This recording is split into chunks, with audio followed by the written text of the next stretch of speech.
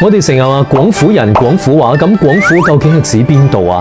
其實佢指嘅就係明朝嘅廣州府，係一個好大嘅行政區嚟噶，包括咗明朝嘅南海、番禺、順德、東莞、新安、三水、增城、龍門、香山、新會、新寧、從化、清遠、連州、陽山、連山等一州15縣。去到清朝中葉嘅廣州府呢，就包括咗今日嘅廣州市、佛山市、東莞市、深圳市西部、中山市、珠海市、江門市嘅新會區同台山市，以及香港、澳門。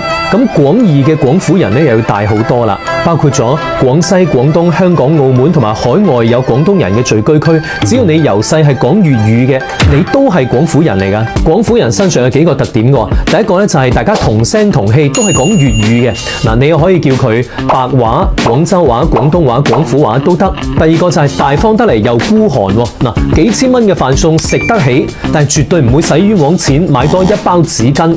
第三個咧就係低調務實，錢財不外露啊！你去街市買餸啊，隔籬嗰個着人字拖、公字背心嘅阿叔，好可能屋企有2層樓噶。仲有就係做嘢講求好意頭，好多大廈裏邊嘅電梯咧都冇4樓嘅，取而代之係3A。啊，你覺得廣府人身上仲有乜嘢特點呢？